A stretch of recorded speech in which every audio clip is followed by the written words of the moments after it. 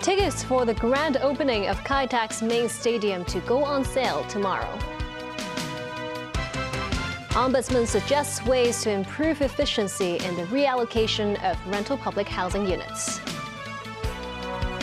Donald Trump says a trade deal could be agreed with China.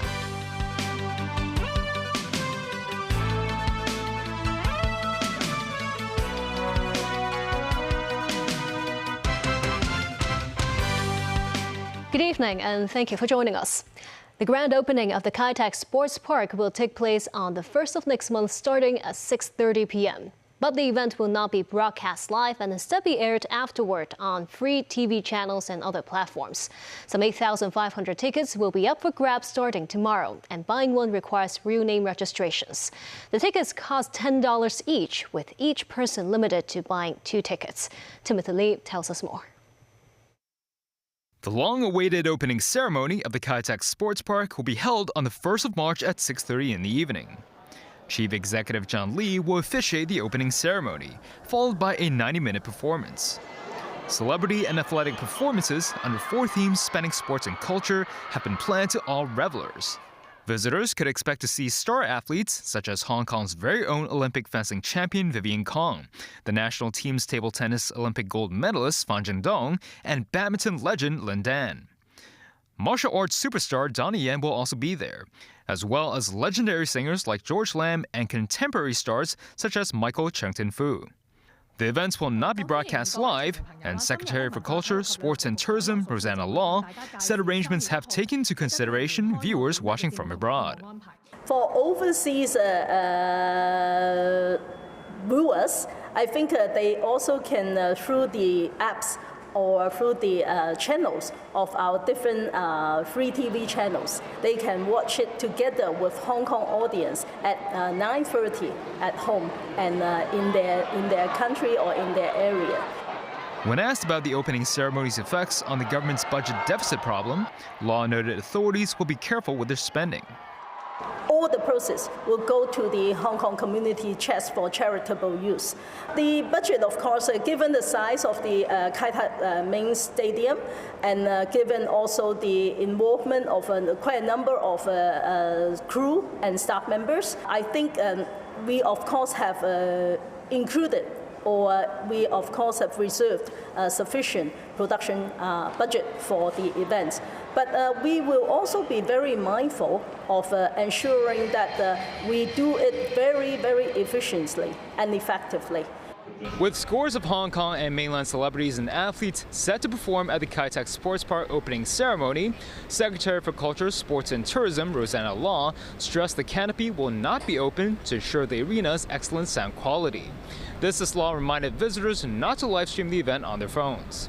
Timothy Lee, TVB News. The government is poised to withdraw the franchise for the Tai Lam Tunnel at the end of May. The Legislative Council passed a 3rd reading today to lower toll fees at the tunnel after it comes under government control. With 82 votes in favor and 1 abstention, the new time-based tolling scheme was approved by LegCo. Instead of charging a fixed toll of $58, private vehicles will be charged $45 during peak hours, $30 during daytime on weekdays, and $18 at quiet times, as well as during Sundays and public holidays. Commercial vehicles, including buses and trucks, will be charged a flat toll rate of $43. Taxis must pay $28, less than half of the current $58. The new tolling scheme will take effect on May 31st. Following an investigation, the Office of Ombudsman made 19 recommendations to the Housing Department and Housing Society to speed up the turnover of public rental housing. The Office of Ombudsman released its report on its investigation into the city's efforts to recover and reallocate public rental housing flats. The office said the Housing Department and the Housing Society reclaimed about 15,000 and 1,100 rental units respectively on average every year. Within 3 days of repossession of the unit, the Housing Department sends staff to inspect the flat and issues a list of refurbishment works for the contractor to complete within 44 days. And authorities will proceed with reallocation procedures of the flat taken back. The probe found that it took an average of 2.5 months for new tenants to move in over the past 2 years. For the Housing Society, it only introduced a new 14-day requirement to issue the list of refurbishment works after the Office of Ombudsman unveiled its investigation work. Units will not be allocated until halfway through the refurbishment work, and it will take an average of nearly 3 months for new tenants to move in. The arrangements for refurbishment and the allocation of recovered flats need further revamping to speed up turnover of public housing flats and ensure optimal utilization of precious public housing resources. The Ombudsman also recommended fast-tracking the recovery of public rental units whose tenants illegally sublet their flats to make money. The watchdog noted that after the notice to vacate was issued, some units continued to be occupied and subletted. 2 further notices were issued before the units were formally recovered. The Ombudsman said authorities should be more flexible in their handling depending on how serious the cases are.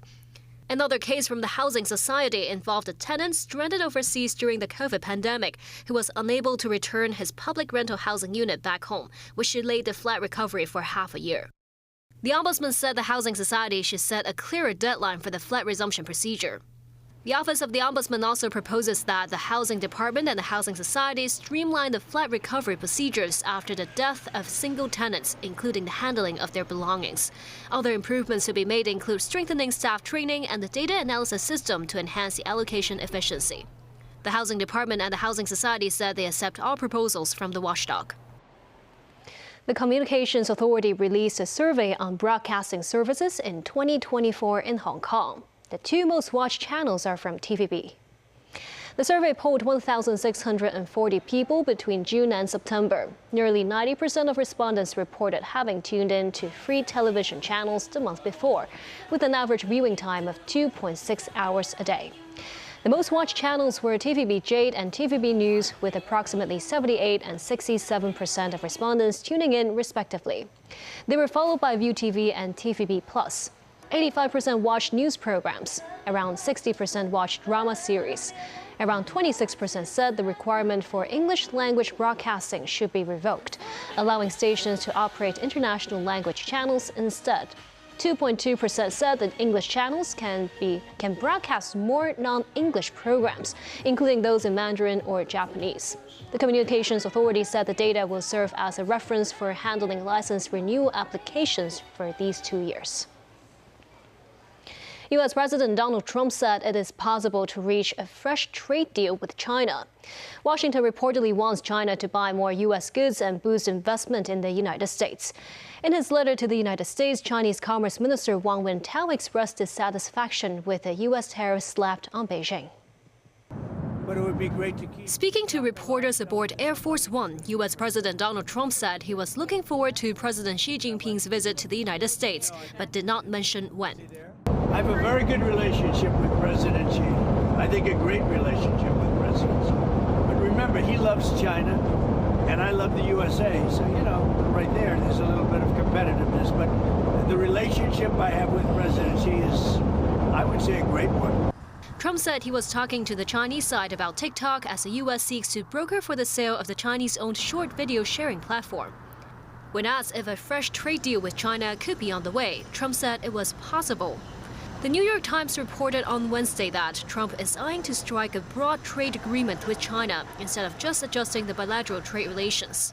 The report said because of the outbreak of the COVID pandemic, China has not been able to purchase an additional $200 billion worth of American goods and services as pledged in the 2020 Sino-US trade deal. Trump still hopes that China will ramp up investment in the United States and even wants to touch on nuclear security and other issues through new agreements, with direct negotiations with President Xi Jinping. China and the U.S. have reportedly discussed arranging a meeting between their leaders in Beijing or Trump's Mar-a-Lago estate in Florida. Reportedly, to gain more investment from China, apart from raising tariffs, Trump is planning to revoke its Permanent Normal Trade Relations or PNTR status granted to China more than 20 years ago. Another possible move, asking China to purchase large quantities of U.S. agricultural products, aircraft, and other goods. That, they say, is to target China's overcapacity and the Sino-U.S. trade balance. In Beijing, Commerce Secretary Wang Wentao sent a letter to U.S. Commerce Secretary Howard Lutnick on Wednesday, expressing concern about the U.S. unilateral imposition of the 10% tariffs on Chinese imports. Wang said the White House's move undermines trade relations and hopes concerns from both sides can be resolved through dialogue. Russian Foreign Minister Sergei Lavrov said that President Xi Jinping and Russian President Vladimir Putin will visit each other this year. Speaking at the plenary session of the State Duma on Wednesday, Lavrov said Xi will visit Moscow in May. Putin, meanwhile, will visit China in late August or early September. Both visits are to commemorate the 80th anniversary of the end of World War II. Lavrov said Putin will invite U.S. President Donald Trump to attend a military parade in Moscow on May 9th.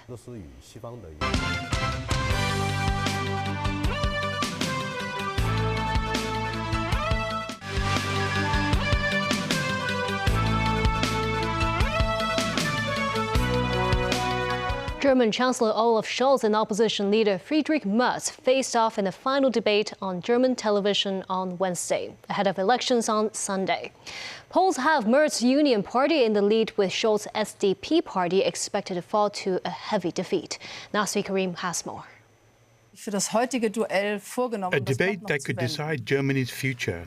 Chancellor Olaf Scholz was asked by the moderator what he could say in the debate that would convince voters to support his SPD party on Sunday. Scholz, facing possibly Germany's biggest election defeat since 1890, insisted that many voters would only decide on the day of the election and return him to power. To which opposition leader Friedrich Merz said dryly, "No miracle will happen over the next 4 days. Your chancellorship should be over on Sunday." Pre-election polls have put Merz's centre-right Union bloc in the lead ahead of Scholz's Social Democrats and Robert Habeck's Greens. During the debate, the candidates touched on migration, the economy and security. In his campaign, Merz has made curbing irregular migration a central issue, demanding a more restrictive approach, particularly since a recent deadly knife attack by a rejected asylum seeker. Merz said he would only sign a coalition agreement that included a reversal of migration and economic policies. Merz has been accused of aligning with the far-right AfD party because of his hardline view on immigration. However, he insists his mission to curtail immigration is to prevent right-wing populism. I am standing here to avoid exactly that, he said. That is why I will only sign a coalition agreement that includes a turnaround on migration and the economy. Nazri Karim, TVB News. Hamas has handed over the bodies of 4 hostages. The Red Cross took them from Gaza and passed them to Israel's military. It is the latest movement in the ceasefire deal, which has held for a month. David Garrett reports. The Red Cross arriving in Khan Yunis to transport the bodies of 4 dead hostages handed over by Hamas. The humanitarian group has overseen the transfer of 24 living captives during the ceasefire. These are the first dead bodies to be released. 4 black coffins were displayed on a stage. Some of the handover took place behind a screen erected by the Red Cross. Masked men carried the coffins across to them. Red Cross staffers covered the coffins in white sheets before placing them inside the vehicles. The remains of Shiri Bibas and her 2 children, Ariel and Kafir, and an unrelated man, Oded Lifshitz.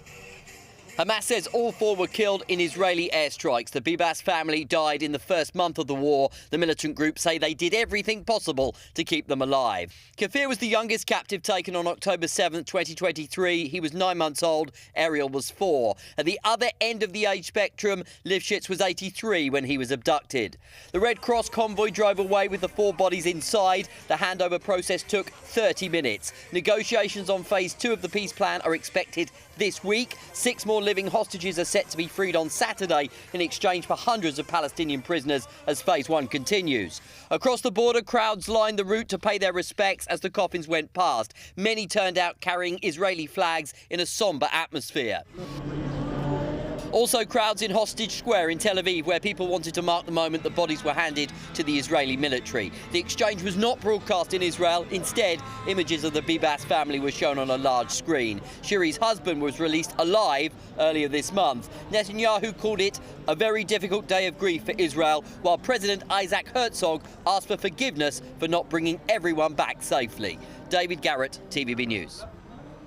Italy is urging people to stay away from the lava flow on Mount Etna after a huge influx of travelers keen to see the incredible sight. The images of the lava glowing against the snow have seen thousands of tourists flock to Sicily. Eruptions began a fortnight ago, with lava escaping at 3,000 meters. Mountain police say curious people are getting too close to the burning rock and worry about their safety. People are supposed to stay 500 meters away, but many have ignored the rules and got much closer. Officers say so many people are arriving and they can't control the crowds. Some travelers have had to be rescued because they did not have adequate warm clothing and were wearing trainers. Back locally, the staff vacancy rate at the Correctional Services Department stands at 10%, despite the record high number of inmates. But the department said it will implement the government's policy direction in trimming its expenditure as a result of the budget deficit. Speaking at the year-end press conference, the Commissioner of Correctional Services, Wong Kwok-hing, admits it could affect their operations, but the department would prudently manage finances and make use of technology to enhance efficiency with more flexible allocation of manpower. Last year, the Correctional Services Department saw 18,000 new admissions in correctional institutions. That marked an increase of 7% year-on-year. Among them, 410 were involved in cases related to the 2019 social unrest and violations of the national security law. The Hong Kong Palace Museum is now showing around 20 newly arrived Chinese and French court treasures in its Forbidden City Versailles exhibition, featuring items showcasing the cultural exchange between the French and Qing dynastic courts. The museum hopes the treasures could foster intercultural appreciation. Timothy Lee tells us more. In the latest addition to the Hong Kong Palace Museum's exhibition, featuring priceless treasures from both the Forbidden City and Palace of Versailles, visitors have a chance to see the peak creative output from the Qing dynasty. Among the newly arrived paintings is a portion of an album titled Leveling the Farmland, which depicts Yin Jin, the future Yongzheng emperor, as a farmer toiling in the fields in an act to please his father, the Kangxi emperor. This as artwork featuring the latter's youthful days were also displayed in the new collection. One of the rarest additions to the Forbidden City Versailles exhibition at the Hong Kong Palace Museum is this 17th century painting depicting the Kangxi Emperor in military attire. Its uniqueness comes in the fact that it's one of the only paintings to depict the emperor in his youth. Besides paintings, the museum displayed a bow and quiver that belonged to the Qianlong emperor. The equipment, while exemplifying the monarch's hunting prowess, also serves as a legacy of the Qing royalty's interest in European textiles. The reason why we chose these objects is because the materials used for these horse blankets and quiver and bow case, the fabrics are European fabrics, very probably from France. So the story behind is the interest of the Qing court with European textiles, including French textiles. I think the key messages we want to convey to the visitors are the mutual respect and learning between the two grand palaces and of course the two states at the time. The exhibition will remain open to the public until the 4th of May this year. Timothy Lee, TVB News. And that's the news. Thank you for watching.